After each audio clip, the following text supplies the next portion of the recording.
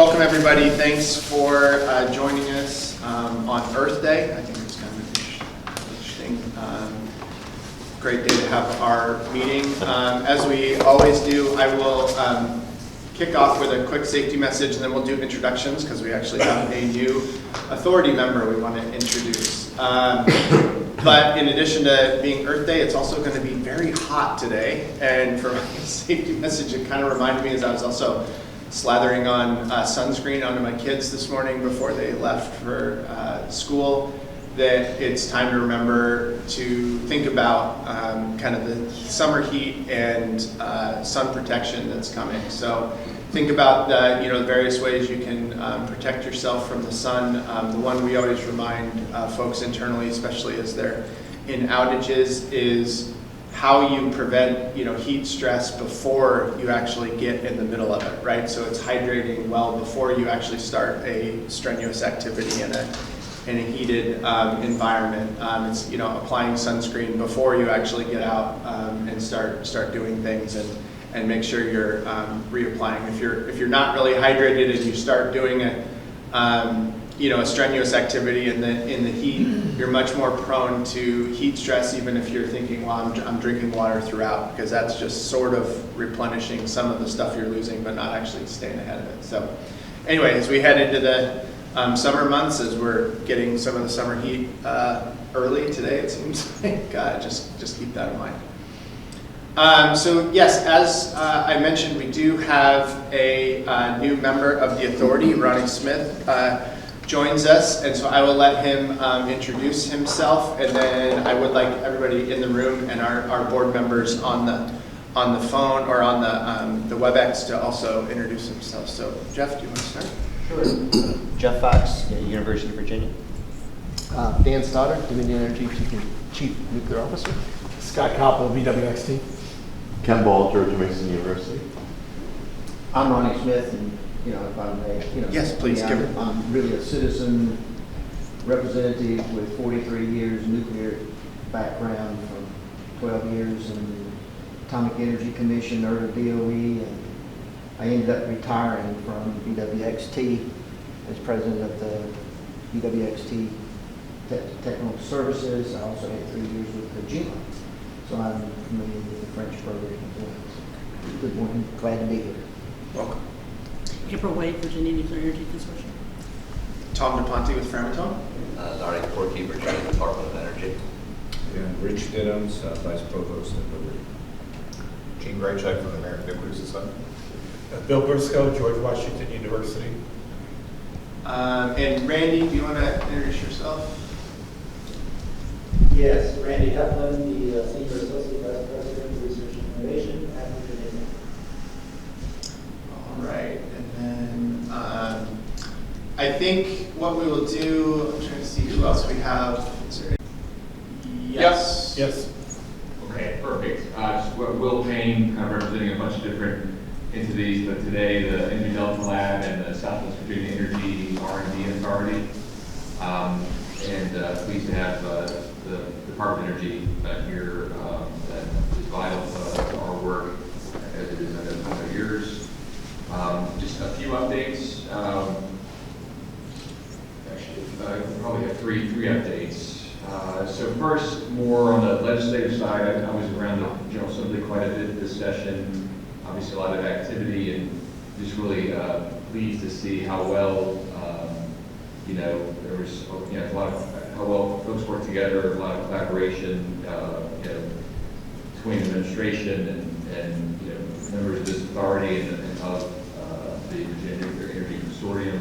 And I do want to especially thank April Wade, working actually to support legislation I'm going to talk about related to the Southwest Virginia Energy R&D Authority. It was a tough session, and there's a lot of patience involved and a lot of hard work that should be recognized. That she and both, and then also Will Clear and Chelsea did to support this industry. So, I think this mention of two bills that we had, companion bills that may be relevant to the to your authority. we recognize, so we had two bills, Senate Bill 1116 and House Bill 1781, that we thought would be helpful to strengthen our authorities, ability to compete for federal dollars.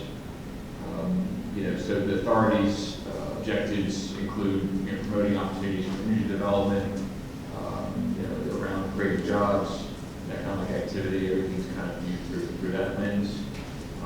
But that also is consistent with the energy plan and positioning the region as a leader in energy workforce and energy technology research and development. So we want to make sure as we're going to compete and are competing for some major, hundreds of millions of dollars of grants here with the U.S. Department of Energy, with the Appalachian Regional Commission, with the U.S. EDA, that we have this language in the code that supports, the work that we're doing. The bills kind of reflect the authority's work output, updating what we thought the authority would do 3 years ago, including referencing what is in the bill, called the Southwest Virginia Energy Park, and staying away from parks, as we like to do here, and really focused on what this really is, and as a lab here, as referenced as a nonprofit collaborative in the bill, and wanted to make sure we tied the work that we're doing with the Delta Lab to the authority, and the authority, while it does not have any sort of oversight over the work of the lab, it provides very important in sort of an advisory role. So we added a bunch of different language there around different technologies. It's about supporting energy development of projects generally, and we called out some specifics. So it doesn't exclude any technology. And so we added a bunch of different technologies: energy storage, geothermal, and of course around workforce and supply chain development.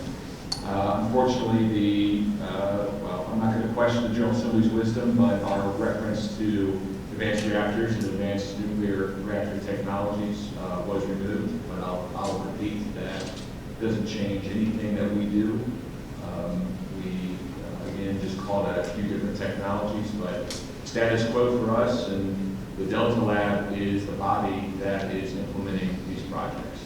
The authority is advising, the Delta Lab is doing the work, and no one is going to tell us what to do on actual deployment. So those bills are helpful to us in the ways that we need for applying grants. Number two, I'm really excited to be hosting about 20 different coal community leaders, coal impacted community leaders from around the country in June to see what we're doing here in Southwest Virginia. So the National Association of County Organizations has created a program called Building Resilient Economies for Coal Communities. Correct? It's a coalition. It's a lot of local, regional, and state government, and nonprofit, and private sector folks. We have two people from Southwest Virginia. One of the persons joined me. And so we are going to have a whirlwind tour here of a lot of different initiatives. One of those being the work around redeveloping, repurposing previously mined properties, and whether our partner Virginia Energy are really going to talk about what is it that Virginia is doing right, what is it we're doing unique, and how are we getting ahead of reclamation, in order to prepare properties for development right away to suit the needs of, in our case, a lot of clean power developers. So we're excited to have these people here, and we're going to put on the show. Number three, we talked, it wasn't the last week, it was probably 2 meetings ago, we mentioned the Department of Energy's Grid Innovation Program, GRIP.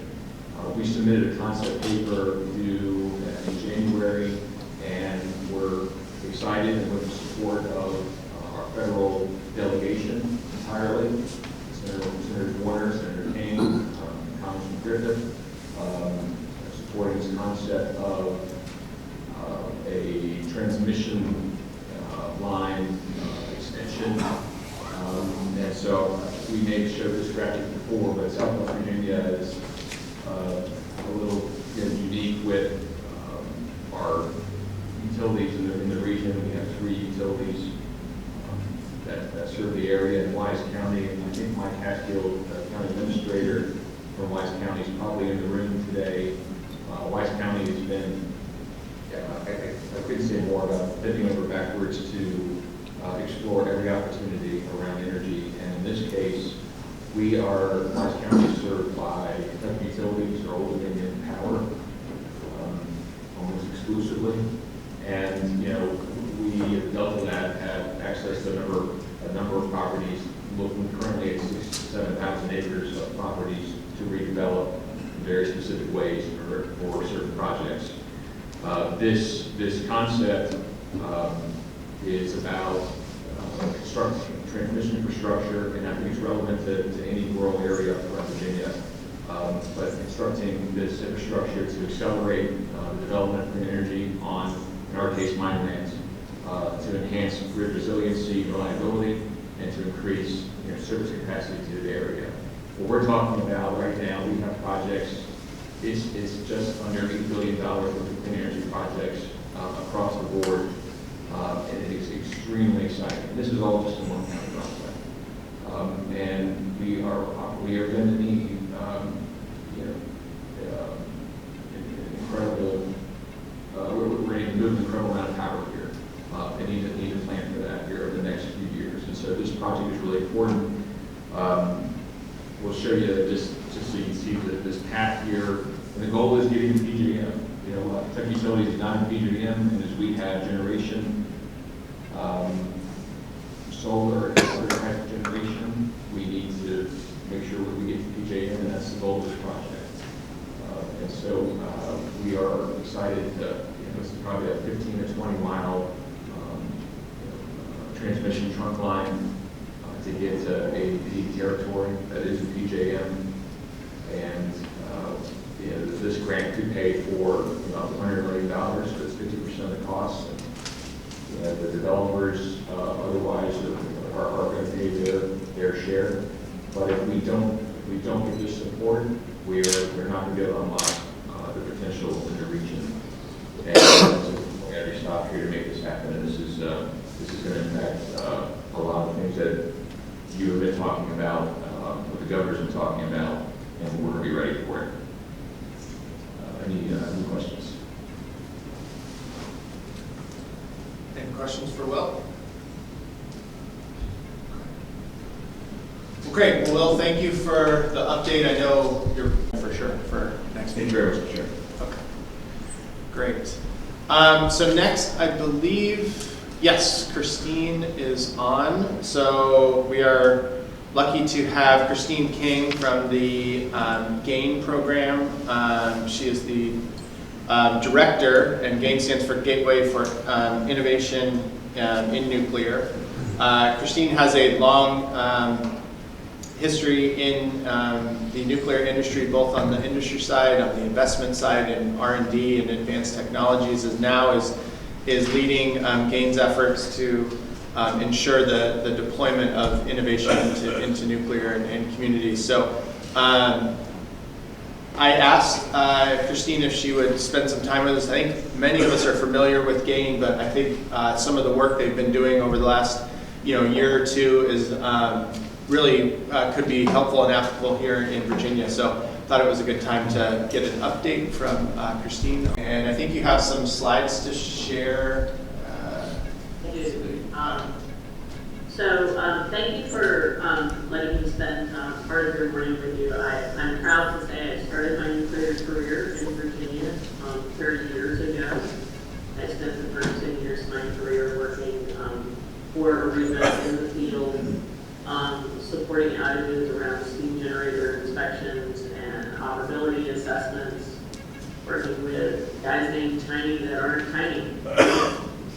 So, but I do want to share a little bit about what we've been doing. As the nuclear technologies move closer to commercialization, kind of we again are moving with the technology, I think is a best way to describe it. Our early efforts have been focused on the developers and helping the developers use the national lab resources to further their designs. But now we're also working locally. Okay, can you see the slide? Yes, we've got it. Okay, perfect.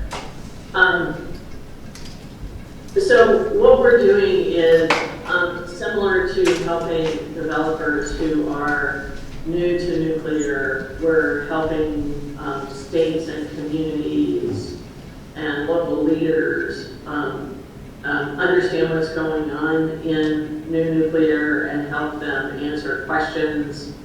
All not in an effort to advocate for nuclear, but just to make sure that people have the information they need to make constructive decisions. So I'm going to dive into my computer cooperate. So we kind of ended up with two phases of game. Right, I'll call it inside baseball on the left-hand side here and outside baseball. And one of the challenges, I think, with the nuclear industry is over time we've developed quite the little echo chamber. So deliberately coming outside of that echo chamber and leaving our decimal points behind is an important aspect going forward as we engage in the states and localities to think about where we might build these facilities in the future. But let me talk just briefly about some of the things we're doing on the left-hand side here, inside baseball. Our voucher program is very well known, and we're very proud of the progress that we've made in that space. And then most recently, we have finalized the procedures associated with sharing legacy documents. So those are the first two places I'm going to start today. So the short story on vouchers is we have awarded 79 vouchers. We've completed 56. And we've worked with 45 different companies to date. And that's all in 7.5 years with less than $30 million. I don't know that I think $30 million over 45 companies is a minuscule amount of money in this industry. To explain a little bit about vouchers, and I want to go through this in case this is something that makes sense as things move forward in Virginia. This might be something that's worthwhile considering. So first of all, these are not a financial award. Kind of the simplest way to describe them is you write the work scope for National Lab staff to execute and I pay the bill. There is a 20% cost share that does not have to be cash. And the value can go up to $500,000. From the time that we close the cycle, it's open 4 times a year, but from the time that we close the cycle to award announcements is 6 weeks.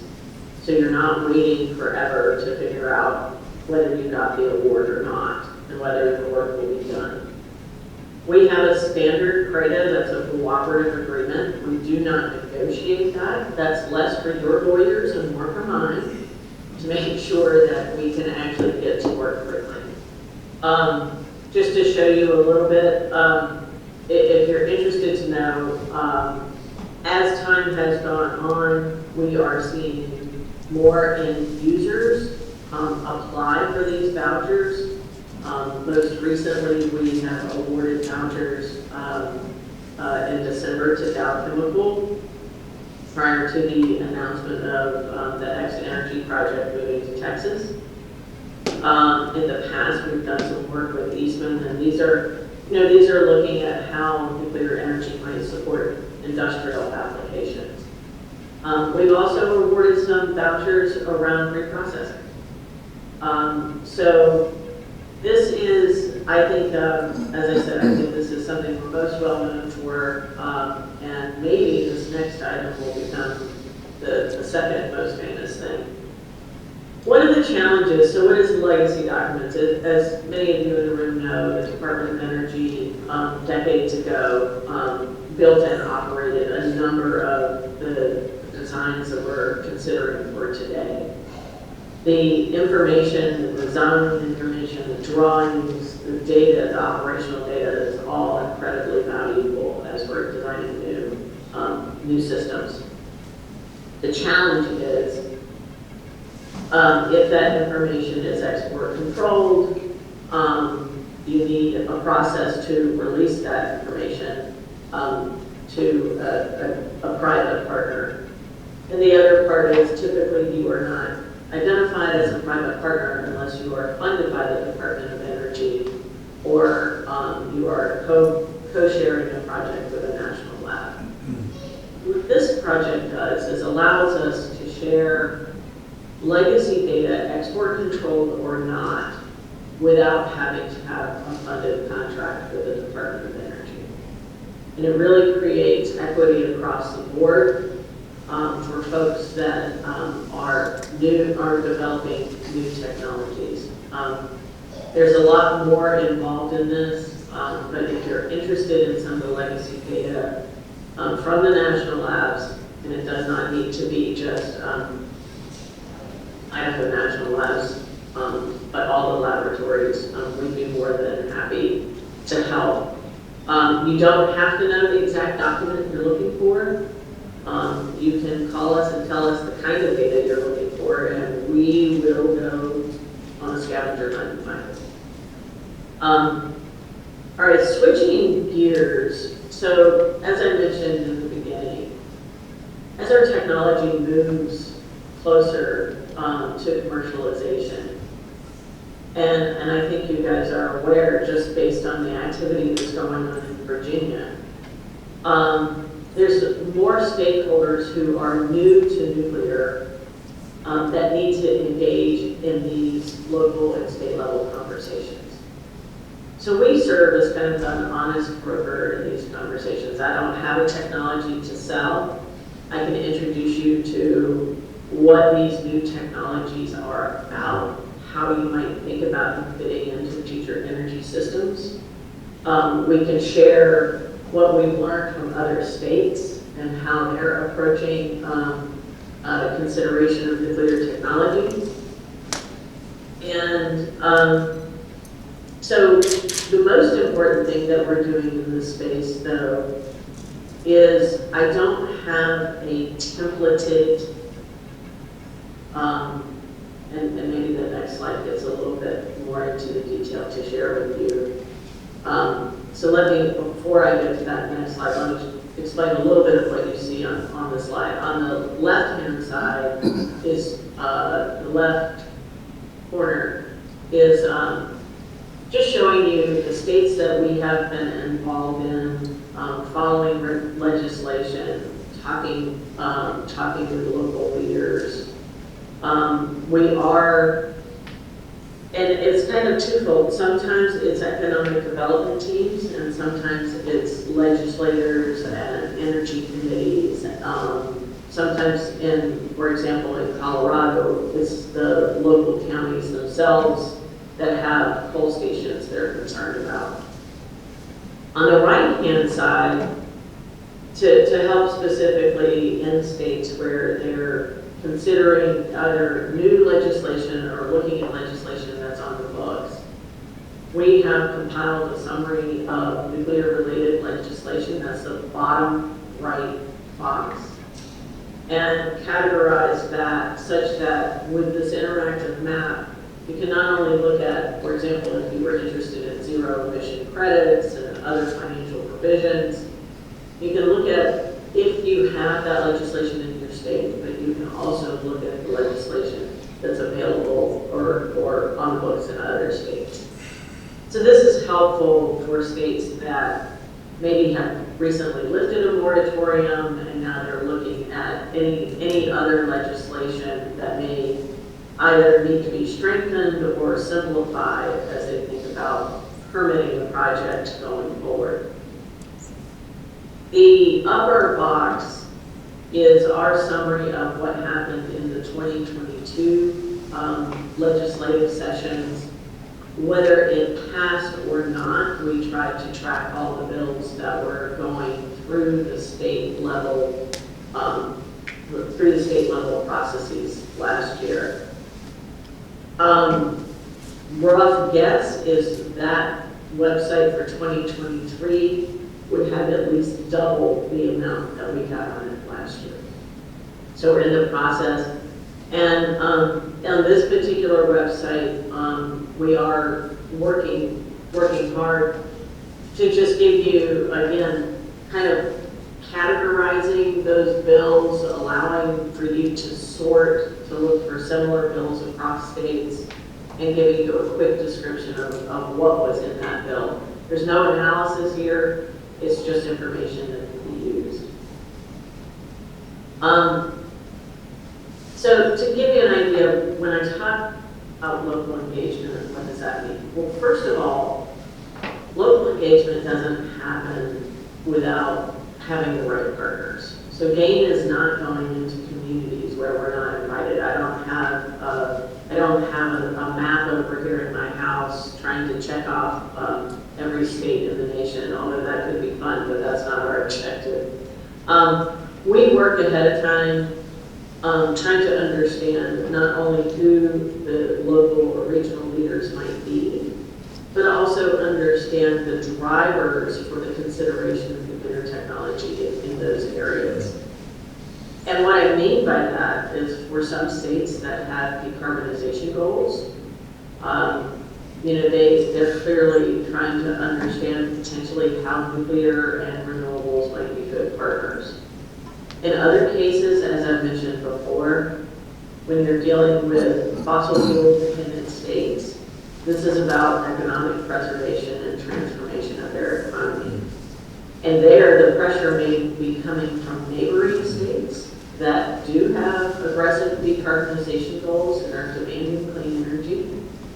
Fossil fuel dependent states primarily are energy exporters and industrial centers. So they're also getting pressure from their industrial customers to deliver clean energy.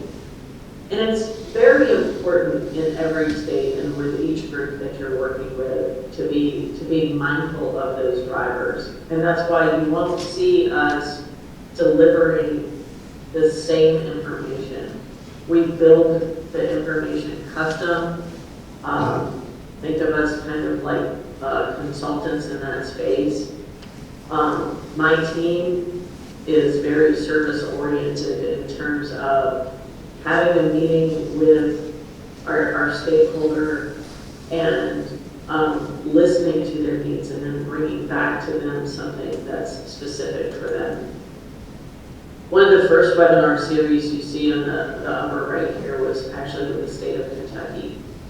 So we partnered with the Kentucky Office of Energy Policy, and the state at that time was not ready to talk about nuclear. They weren't really ready to talk about transitioning away from coal.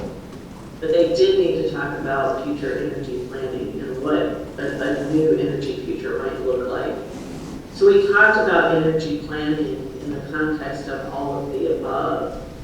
And through that, we introduced how advanced nuclear may play into an all of the above scenario. I'm very pleased in kind of the response that we had. This was a webinar series with utilities across the state of Kentucky. And then we also ended with a workshop there. So Kentucky has moved from this start to they just in this legislative session established a working group on advanced nuclear that owes recommendations to the governor by the end of the year. So and that was in the span of less than 18 months. So we have the ability to help people develop a common language quickly to support the speed at which these conversations are going. After this meeting today, I guess this is just my day to be in Virginia, at least virtually. I have been working with the Southern Environmental Law Center. We were invited because of the conversations that are going on in Virginia and Tennessee and North Carolina and Georgia, really throughout the Southeast. the energy partners, or the partners in the energy practice at the Southern Environmental Law Center. We're interested in understanding new nuclear, the regulation, the regulatory process, public engagement. So we've been working with them for three Fridays. For fun, we call these Vision Fridays. And today is our last Vision Friday. We'll just be talking a little bit more. Questions have evolved over time in these conversations.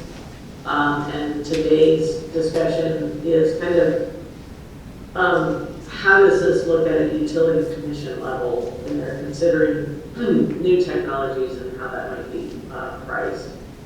The last thing I'll mention is I work directly with the front office of the Office of Nuclear Energy, where they have specific support with NASIO and NARUC and the Governors Association and NCSL. So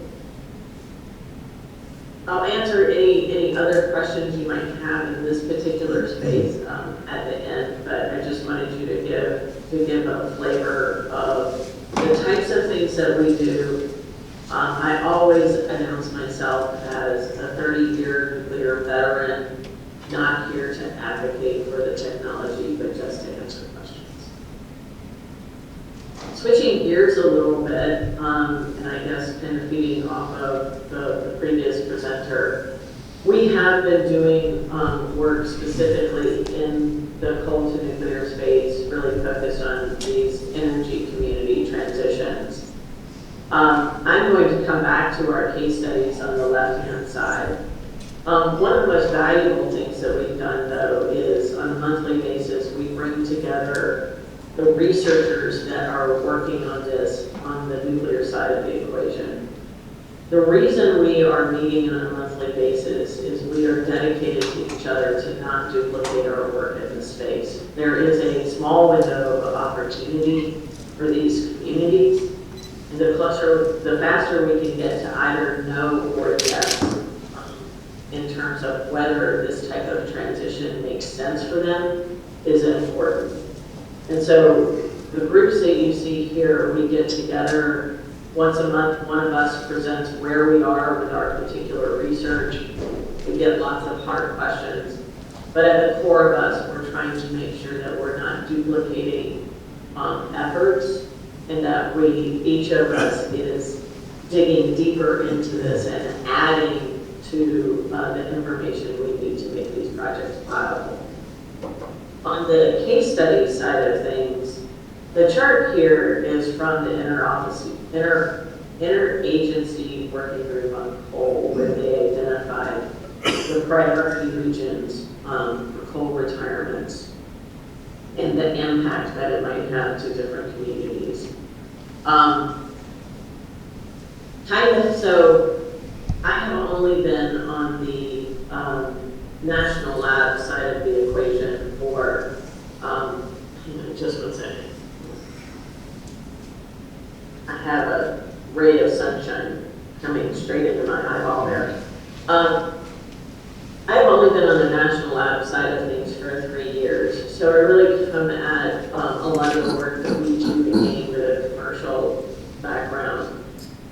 My objective in doing pilot studies specific to coal stations is really in recognition that at some point, somewhere, somebody's in a boardroom trying to defend this project, get approval, and get it financed. So there's two things that drove us in choosing our pilot stations. One, we needed a partner utility. So not doing another study where you weren't directly engaging with the utility. Now, wanted utilities that did not have nuclear in their portfolio. The idea being that it would be a higher hurdle for them in many different ways, considering nuclear technology. And then we were also looking at whether it's the ownership or looking for unique features of the business case, such that as we do our pilot projects, hopefully what happens is with a handful or so of these, people, other stations might recognize aspects of themselves and in those projects, in those models, and be able to come up to speed a little bit faster. Let me tell you a little bit about Coronado Generating Station. It's owned by Salt River Project. It's in St. John's, Arizona, 4 hours east of Phoenix. It is a 2-unit station. They have done a significant amount of upgrades on their environmental controls in the past years, and they are moving towards seasonal operation with retirement dates in the early 2030s. The benefit here is it's wholly owned by Salt River Project, so we're only working with one utility. The interesting thing, though, is that there are 6 other coal units within commuting distance of this station. It also sits in Apache County, which crosses into Navajo Nation. So we've been engaging with Navajo Nation. The mayor's office of St. John's is involved. Mayor Spence also works at the plant. So sometimes I have to ask him which hat he has on when we're talking. We're doing 3 specific things for Coronado Generating Station. We're doing what I would call probably the first 40% of the siting evaluation, using every siting guide, looking at exclusionary and avoidance factors. So if they wanted to site a new nuclear plant here or a large light water reactor, helping them understand if there's factors, exclusionary factors that prevent you from siting, think seismic activity that can't be changed, or not enough water, those types of things, or avoidance factors. Now I realize looking at the picture, you're going to say there's no slope there, but I'm going to use slope as an example.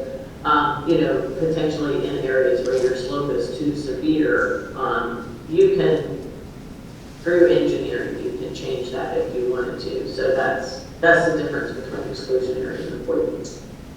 The second thing that we're doing is really in service to the community, is helping them understand if you were to transition from coal station to nuclear station, how does the community change?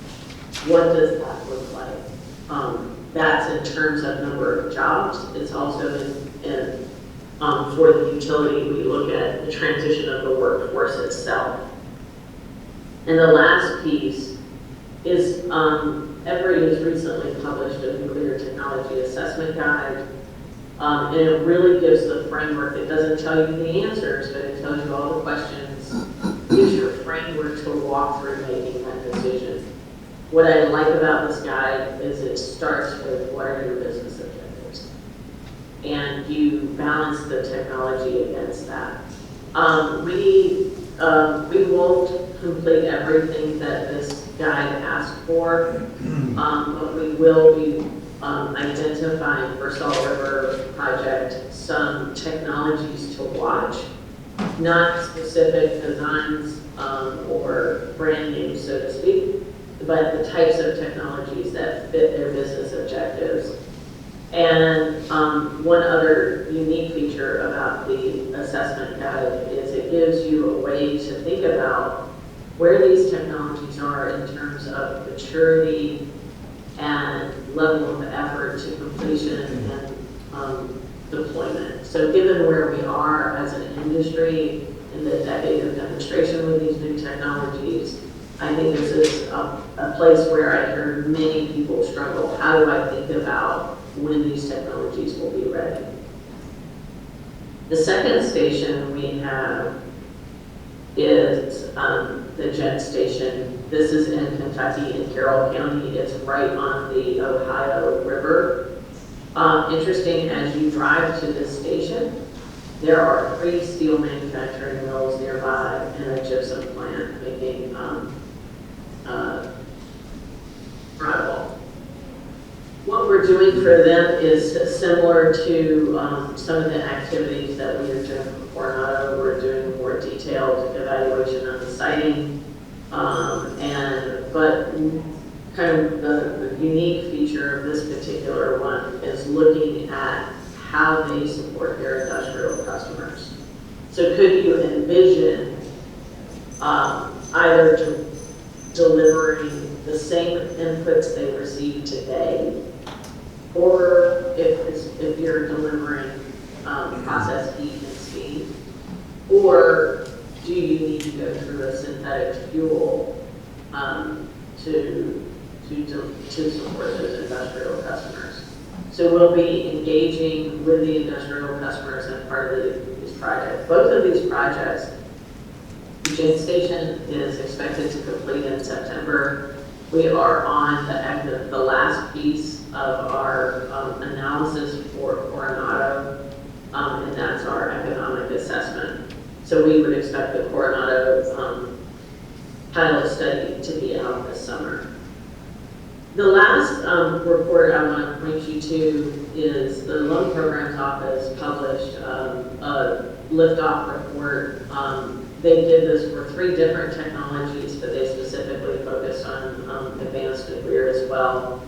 Again, I think this is a useful report in understanding what full-scale industrialization will look like.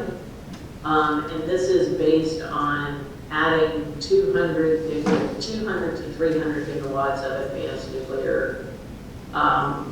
They go through and look at all the different models and why they chose that particular number.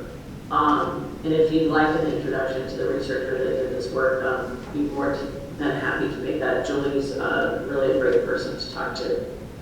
That is all, well, this is actually one of my favorite charts coming out of that particular report.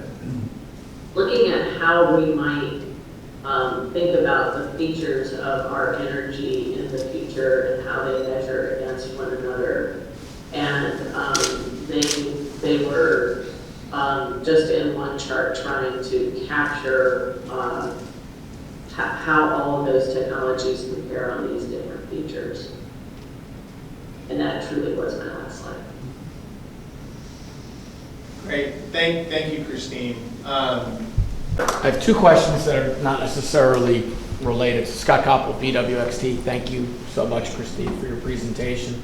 I'm curious, and I'm asking this question, sort of thinking about deployment, which I appreciate using that word just about on every slide, but also manufacturability. And I'm curious if you have an example or 2 where a GAIN voucher has at least gotten a step closer, or several steps closer, because I understand what GAIN is and what it's intended for. And if you can't mention developer or company organization name, that's fine if it's proprietary for whatever reason. But I am curious if you could give us an example or 2 that where you saw the direct benefit of getting one step closer to deployment, or perhaps even being utilized today with maybe X Energy or TerraPower, since with their ARDP, big demo programs. Yeah, so I think initially, I'm gonna share this just because I think it might be interesting. Hang on, I thought I was gonna share it. Come back. I did put a backup slide in, as all good nuclear people do. So just to give you an idea, this is, you can see over time, we have had, primarily this was developers, we've now seen suppliers start to step in and use the voucher program, specifically either tackling, doing some modeling associated with being able to deploy that component.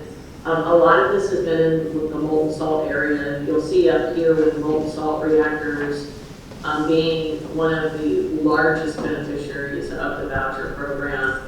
And I don't think that's because of the nuclear aspects of molten salt reactors. I think it's really associated with the challenges of, pumping and the corrosive nature of molten salts.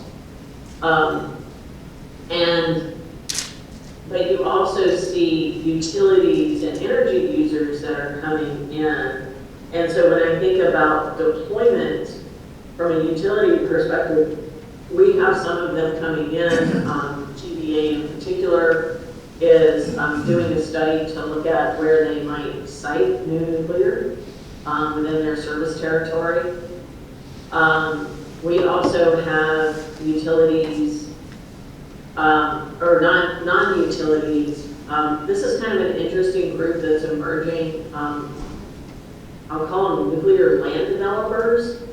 So they're not, they don't plan to build and operate a nuclear plant, but they are working ahead of the industry to identify viable sites and potentially looking at repurposing. I don't know if they intend to get into remediation, but there's kind of like a new support system in the supply chain that's emerging around that. This gives you an idea of where the vouchers have focused in the past. And again, I think just because of the nature of where we've been, you see this a lot where you might imagine around reactor core design. But what I'll point out is on the top of this right-hand chart, you're starting to see more operability things come into space, right? Where people are looking at transport canisters and cables and shielding and pumps. So to me, those are all positive indications of where the technology is moving. We have two companies that have recently come in the reprocessing space and looking at technologies there. I'll point out one thing. So on our website, you can see an abstract of all of the vouchers, and when it's completed, we do publish a one-page summary. The results of the vouchers are protected to the companies for 5 years for business purposes. Some of them have chosen to publish papers publicly, and where we know those are out there, we can share those. But I think there's a lot of good examples about how the program is moving and helping folks think about scale and deployment. I'll hold my second question next time. Other questions? Christine, I had one on the cold and nuclear work that you're doing. It's kind of two parts. One is, did each of those generating stations come to you all to partner on those pilots? How did you identify those? I mean, you talked about the characteristics that made them attractive, but did they invite you in? I guess that's the first part of my question. Yes, they invited, well, okay, so St. John's, the community, invited me in, and then I had to convince Salt River Project that we should do a project together in St. John's. So it was actually the economic development team seeing the retirement looming in their future and doing some of their own research. They felt like nuclear might be an option, but they didn't have the skill sets to evaluate that. So they reached out to the interagency working group on coal communities, and they got referred down to GAIN to learn more about nuclear technology. And then I approached Salt River Project about doing a research project together. It took us about 4 months to get through the utility all the way to the board for approval of the project. And then The anniversaries I did in Kentucky resulted in that utility coming forward and asking if we could think about doing a pilot project in Kentucky. And we looked at a variety of, I think we looked at 2 or 3 of their stations before they settled on the Gen station in particular. I've been working in northwestern Colorado with the Craig and Hayden stations. Next week, I'll be talking with the Pueblo station there. We've engaged in Montana with Colstrip. So it comes from a variety of different places. The work in Montana and Colorado came from the senators. Senator Rankin in particular in Colorado, Craig and Hayden are in his district, and he was trying to figure out how to save the jobs. How are those studies, or the pilot studies, how are they funded? Is that a joint funding between the station and you, or is it all gain? I pay for that out of my research budget, Okay. and I don't know how many pilot studies we will end up doing in this space, but that's what I always think about the way GAIN was created. We were created to be flexible and nimble to be able to do these types of pilot studies. The only request I have, so as you might imagine, there's some things, I'll talk specifically about the Salt River Project again. We're working with the Integrated Resource Planning team. And so some of what is in our documents to them are probably business sensitive information. All my ask is that they allow us to publish a public version of the information. And I also ask them to be a peer champion to other coal communities or utilities thinking about the same transition. So that's kind of what I get back on my investment of time and dollars for the station. Right. Scott, did you have another? Unless someone else does first. Go ahead. Yeah, Christine, Scott again. Tom picked up on where I was sort of going with my next question was regarding coal to nuclear and the feasibility studies that that GAIN is engaged in. I'm curious if those have included, and maybe they do, maybe they don't, anything on the economic side in terms of informing the actual business case for the communities and the operators that are there now.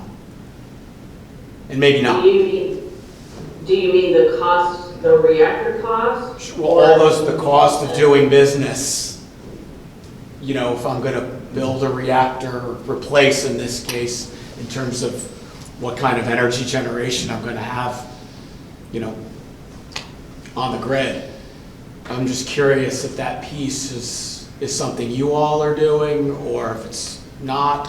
Because that's just another factor that we need to always be thinking about if we're when it comes to deployment. Yeah, so I'm going to attempt to answer that. This may not satisfy you, so Fair enough. Come back at me. No worries. If I don't get it right. So from an economics perspective, you know, we start with the business objectives. And I think sometimes digging in here and looking further out in terms of not only what they want to do with that station, but potentially what's going on at a state or regional level.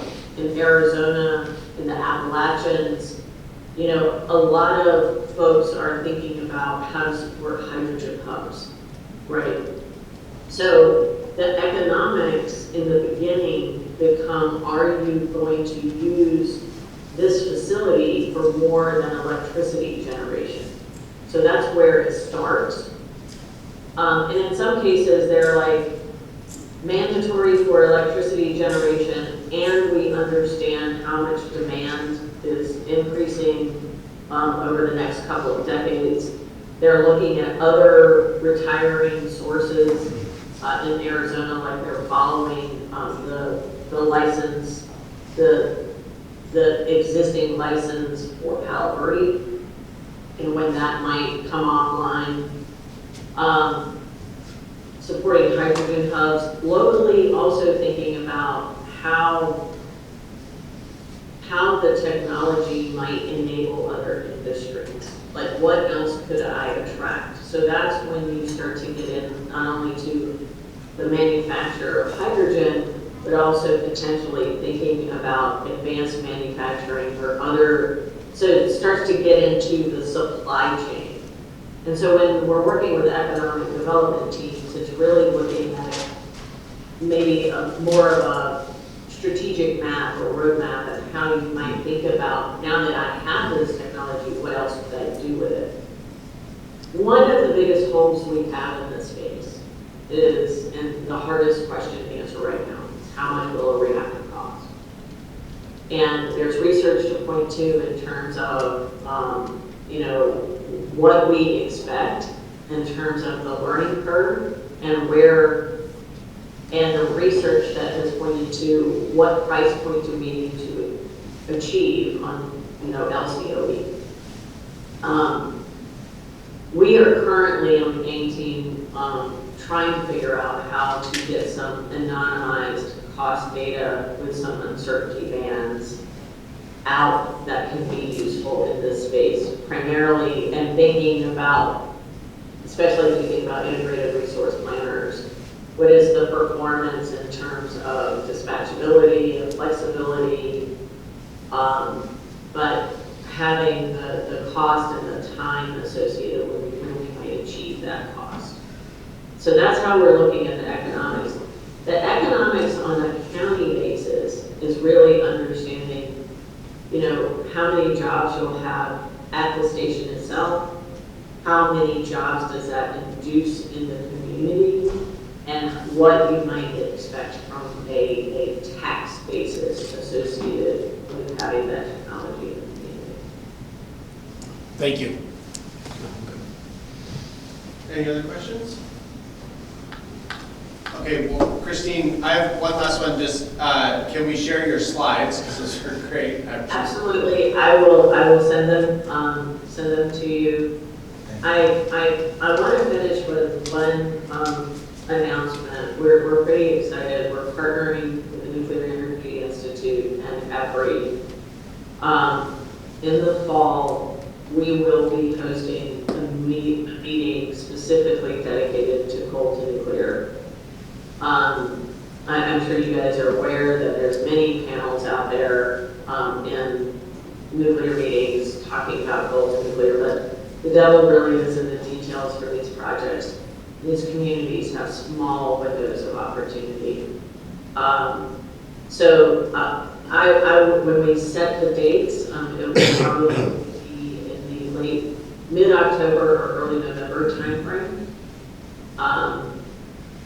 It's going to be close to you, I think. I have not secured my location, but it's probably going to be in a neighboring state with a shared thing.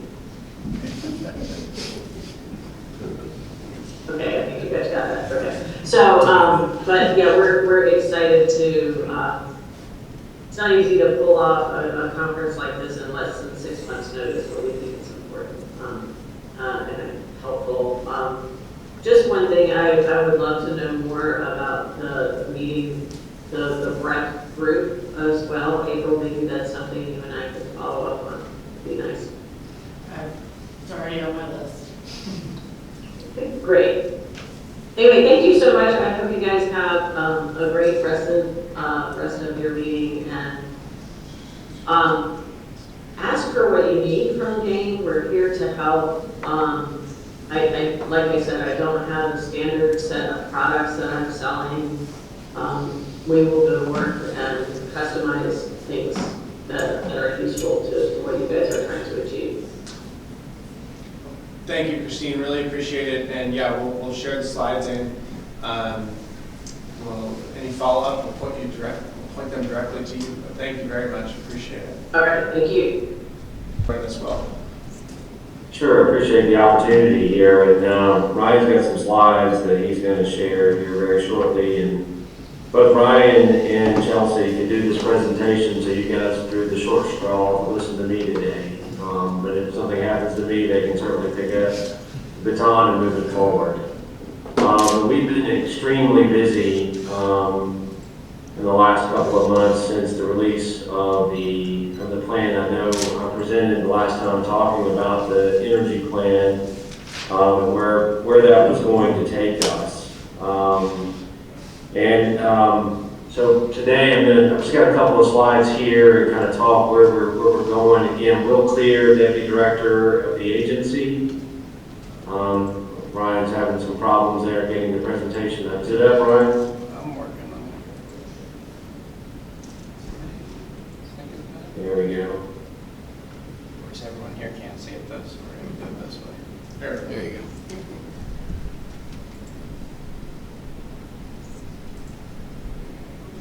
All right, I think we're ready, Will. Okay. So go ahead and just flip to the first slide there, Ryan.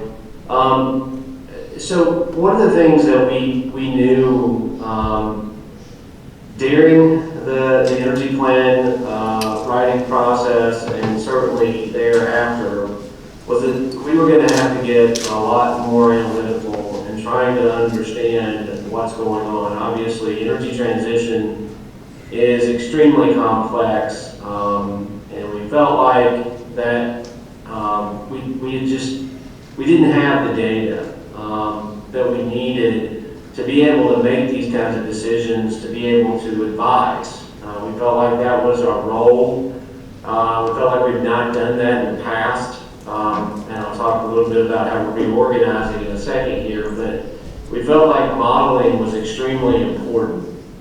And so Ryan joined us last year, and Ryan has really taken on these models. And like I said, he can do a much deeper dive into it than I can. But what we really felt like we needed to do was look at this, and analyze it at a very detailed level. And so we felt like from a pyramid approach, we needed to start at the ground floor and figure out where we needed to go from an energy perspective for the Commonwealth. And so we're starting to title these models as we're moving forward, and eventually they'll all sort of combine up into a very dynamic energy systems model. But Model 1 was important for us to sort of build that framework, and it was entitled SMR Affordability. And that particular model, after the governors announced SMR in Southwest Virginia, we felt like we had to do some real detailed analysis of what costs that what would happen to the ratepayers. We believe that on other initiatives in the past, like offshore wind, we didn't have the data. And it wasn't a data-driven approach, and we wanted to change that. So Ryan spent the better part of a couple of months really diving into the cost of advanced nuclear and how that fits into Virginia's rate base, which again is model number two. But what we found in model number 1, obviously, is things that most of you already know. Is that first of its kind reactor can be done affordably to the ratepayers. We did it. We compared the costs, taking in the potential benefits that were brought in by the IRA, and we got something that was very comparative to a portfolio of what we think we're going to be going forward of all of our energy costs. So that was exciting to us. I mean, obviously we don't want to leave the ratepayers in the lurch here. We don't want to hang the cost of this innovation on the backs of the ratepayers. And so with that, we moved forward into Model 2, which was really how do we reconfigure the Virginia Clean Economy Act framework to include SMRs, and does it really make sense from an affordability perspective?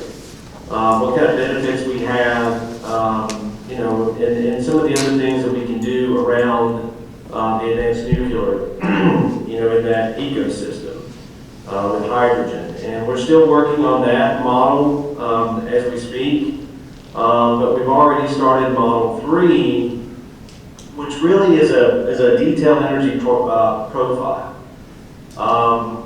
We believe that we need to understand the demand profile for the entire Commonwealth, to be able to integrate what we found in 2 with 3 that will eventually become our dynamic systems model.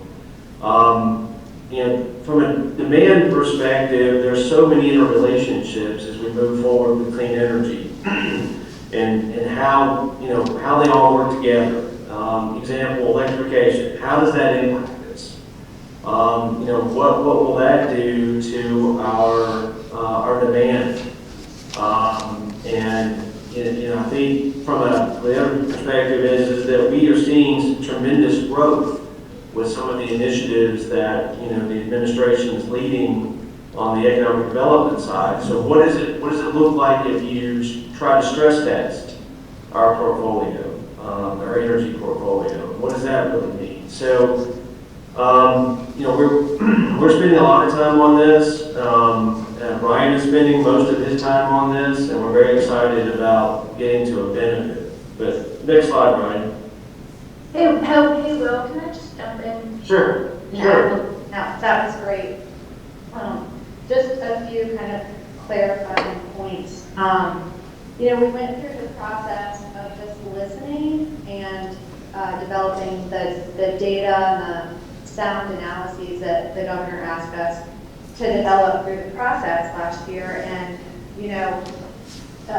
we're so grateful to have Ryan and bringing on kind of this technical expertise to really help connect all of the dots holistically across the Commonwealth. And that was, one of the things we realized early on is that there's a lot of siloed conversations that have been happening when it comes to energy planning, and we've got to do a better job of connecting those dots. So, there isn't necessarily a place that you could go to see how, Dominion, what's happening within Dominion's territory fits in with AEP, fits in with the cooperatives and things like that. And looking forward, to Will's point, I think it's been understated the demand growth, the load growth that we're going to see just from data centers, from electrification, from semiconductor activities, from indoor ag, all of these things that are great in terms of business investment, capital investment in the Commonwealth, job opportunities. They're energy-intensive industries, and that wasn't necessarily captured holistically when we were talking about energy planning. And so we aren't, we understand to decarbonize. We never, thankfully, talking about this now. Nuclear has to be part of this overall picture. But we need to match that demand load growth curve, including the economic growth that we're shooting for, with optimizing the generation assets that make the most sense and are the most cost effective for the ratepayer. So one of the number one goals the governor has with his energy plan vision is, obviously the reliability piece, right? We've got to have the lights have to come on. But this has to be done in an affordable way. We can't figure that out unless we begin connecting all of these dots. And we don't know if any other states are doing this. We're trying to figure that out and benchmark. But we can't really find a great example of a state kind of building this dynamic energy systems model to really understand from a holistic perspective what's going to happen, and then how do we do a better job of informing legislators and other decision makers, and then fitting all these pieces together to kind of reach the optimization goal that we all, I think, have mutually, if that helps. All right, so how do we get there? This slide that I took out of another presentation had a lot of org charts and things like that. We're not really ready to present org charts yet. But a lot of people don't realize how Virginia Energy is organized. Our state energy office is housed in Richmond and really has the responsibility of being that trusted source for information, for everyone in the Commonwealth, including the administration, the General Assembly, partners that we interface with every single day. The old configuration of that group, it was called the Renewable Energy and Energy Efficiency Program. And did a lot of great work to push renewable energy. Has a great energy efficiency program that saved local, state entities over $1 billion since its inception. But we needed, as I said, to become more analytical, and we need to be more focused on how the energy plan lays out what really is important in these principles. If you go back to the energy plan, there were 5 principles. What we're doing is we're using 3 of those principles to reorganize into teams. One team will focus on reliability, one team will focus on affordability, and then we'll have an innovation team. And we are, like I said, we've made some moves on the manager side to sort of reconfigure the entire office, and we're looking forward really to get some folks sort of focused and moving forward on these teams. Thanks a lot, Ryan. So the other thing that we've really focused on is federal grants. Everyone in the room knows about this, knows about the great opportunities that are within the bipartisan infrastructure law and the Inflation Reduction Act. So right now, I mean, the way we sort of look at it, you can see the numbers, but the most important number is the $1.4 billion, which we think that we are competitive for. And we're actively pursuing opportunities or grants to go after that $1.4 billion, and a couple in the nuclear space that we're looking at right now. So we're very excited about this. The governor makes the statement all the time that we need to get more than our fair share of this money. We talk about affordability to the ratepayers. This is an extremely, it's a once in a lifetime opportunity to reduce the cost to the ratepayers by deploying these dollars to buy down the cost of potential generation, or on the housing side to improve efficiencies for homeowners. So as we really see cost of energy going up, we have the opportunity, if we work hard with a partner, to actually lower those costs. So we're spending a tremendous amount of our time doing this kind of work. And I think that really concludes prepared remarks. Do we have any questions? Any questions? Okay.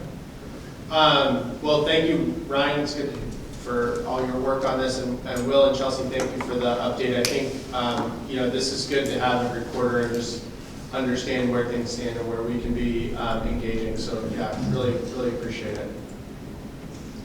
All right, thank you. The White House made an announcement a couple of weeks ago regarding an additional investment tax credit or production tax credit if you deploy clean energy in coal communities. Okay, so you're not, all right, I just want to make sure you had seen that. Yeah, we're following that, and we've identified obviously all of our coal communities. And Christine, I loved your presentation. It's not just because you actually pronounced Appalachia correctly. What you're doing, we love to work with you guys. I know April's trying to set up a call with you. We've identified all those communities, and we would like to work on some education efforts together if we can. And we look toward transitioning those to nuclear sites. No, we'd be more than happy to help. I think with the clean energy credit and now having this additional opportunity for coal communities, it's like clean energy being on sale. Yeah, I think it's a really great opportunity for these communities. So more than happy to help. Great, thank you. Will be participating in for the rest of the year. It's the Advanced Nuclear State Collaborative. It's a joint venture between the National Association of state energy offices and the National Association of Regulatory Utility Commissions. And the intention is to exchange questions, needs and challenges related to planning and deployment of new advanced nuclear generation. So it'll kick off next week. We're heading up to Pacific Northwest National Laboratory, having a tour of the Framatome facility up there as well. There are 23 states participating. And as we progress, or as there are action items that come out of that, we'll let you know. But it should be an informative process over the next year or so.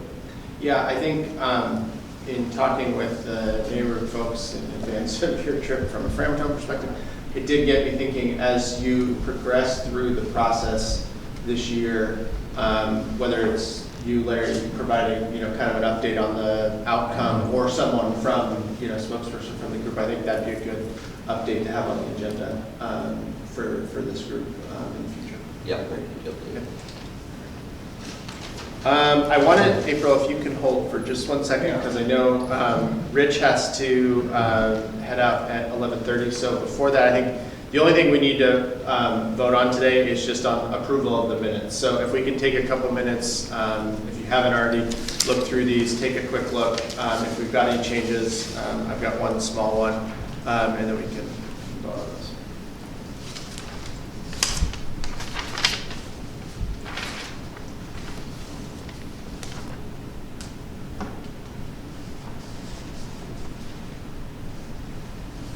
Just one small change in the year. Yeah. I already. It's hard to believe it's already 2023.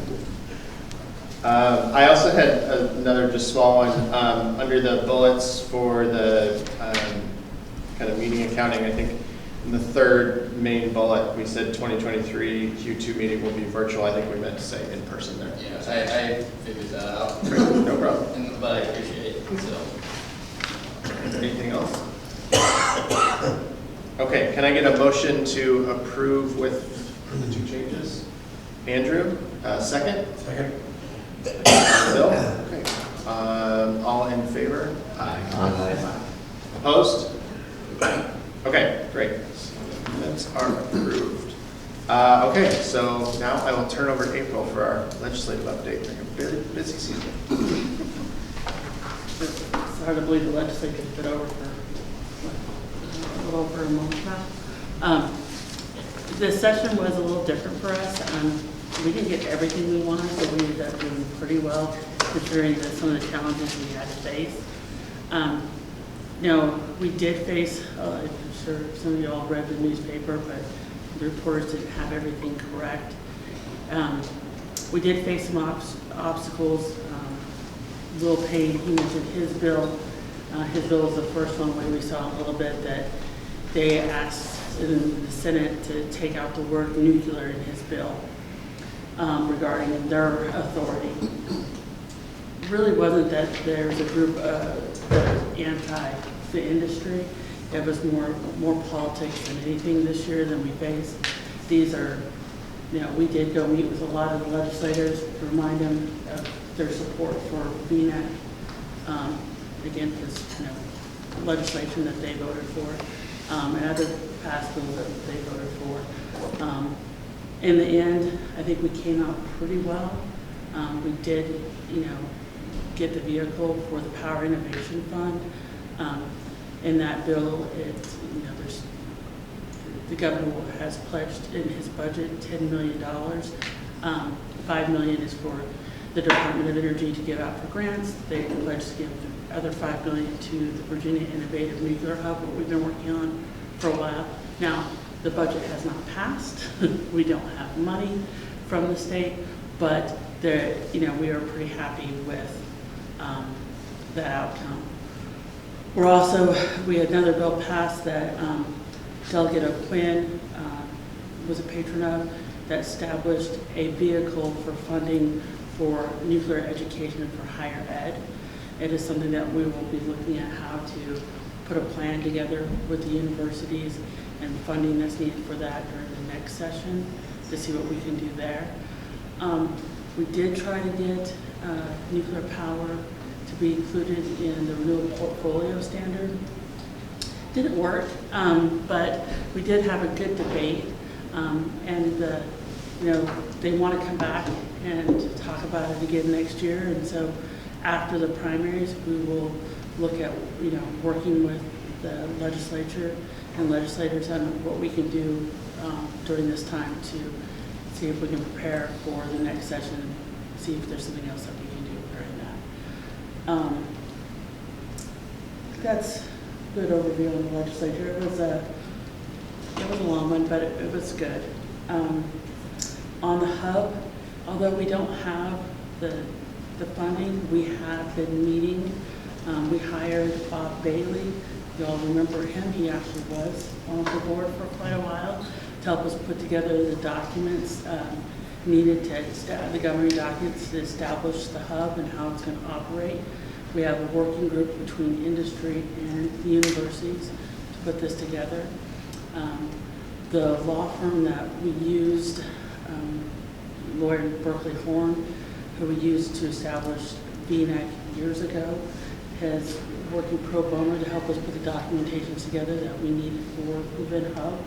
So regardless of the state money, we are moving forward with putting the hub together and looking at opportunities that we can work to get the hub up and running with other grant opportunities. So hopefully the budget will pass this year, but if not, there is still plans to go forward and actually get it off the ground.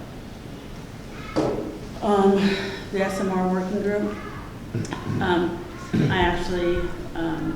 we have not put a meeting together this year yet.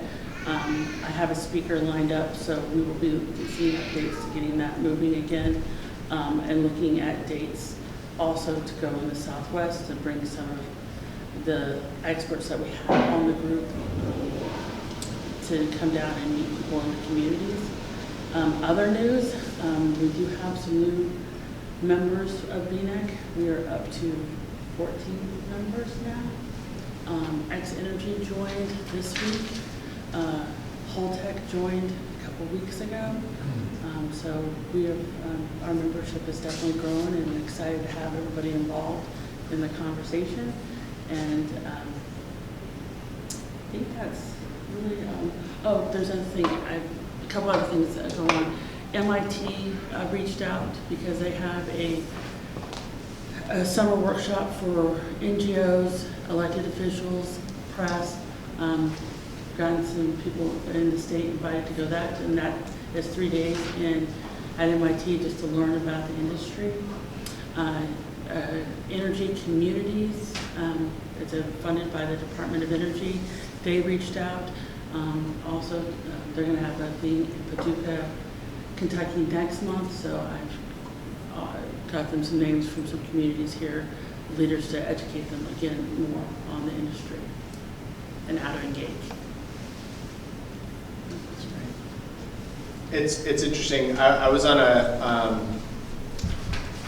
phone call last week, I think, or a week before, I can't remember at this point, but Idaho now is actually, they have it's like a kind of a state energy consortium, but it's heavily focused on advanced nuclear that they're trying to stand up. And I think Virginia has become an example for a lot of other states. I know, what Kentucky did in their legislative session is almost, it's not a carbon copy of what we've done here, but it's very similar. And so I think we're ahead of the game there. But there's a lot of interest in understanding how this has been successful, which is great. Kentucky and Idaho actually reached out to us for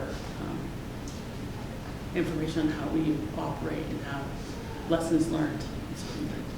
Idaho actually used, I had to message the person during the meeting, they used the term strategic roadmap, and I said, funny you should say that, there actually is one that exists in Virginia, so, but anyway. Yeah, and next year, believe it or not, we will be updating the strategic plan, and next year will be 4 years then, so that's another one.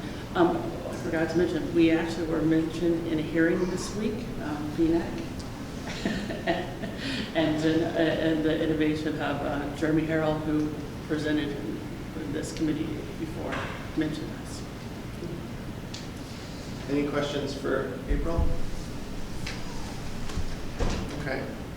So I'm going to keep the updates kind of short, but Ryan included in the meeting items that he sent out in email. I would just encourage you, there's a Bipartisan Policy Center did their own, not their own, but they did a coal to nuclear report. It's kind of the latest version. There's, as Christine said, there's a lot of groups that are looking at this, but it's got a lot of the latest and greatest details if you're interested in that. And then I would encourage, if you haven't already, take a look at the Pathways to Liftoff report on advanced nuclear. That was included as well. I think it may be interesting either for our next meeting or last one of the year, if there's interest from this group in having someone from DOE, one of the authors, provide a briefing on that report. I think at the very least, one of the things I've found most interesting is it does put some kind of parameters, or at least a little bit of a horizon on deployment needs. I mean, that it's very ambitious, whether we can meet it or not, but it at least provides some perspective on how much advanced nuclear is going to need to be deployed by 2050 to get where we'd like to go from a transition standpoint. So, yeah, Christine mentioned, the authors are very good at briefing, so if that's something of interest, we can set that up. I would just echo that, Tom.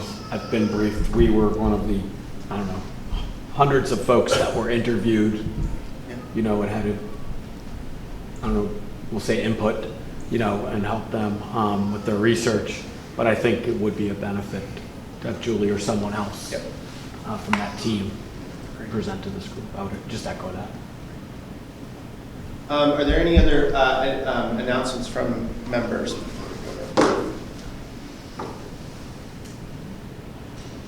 Okay. So I think we'll work with Ryan. We'll probably look at, kind of summer time frame where we will start the process of getting our, annual report going. But we'll send out a doodle poll for those. We'll try to, as best we can, avoid August. I know most people, it's vacation time, but I was thinking July, September, November, kind of similar to last year. I think that would, that would make a lot of sense. We really hammer in the annual report and get those knocked out. Yep. So we'll send that out. Okay. Ronnie, again, welcome. Thank you for engaging. Great to be here. So now, we'll open up to public comment. Is there, before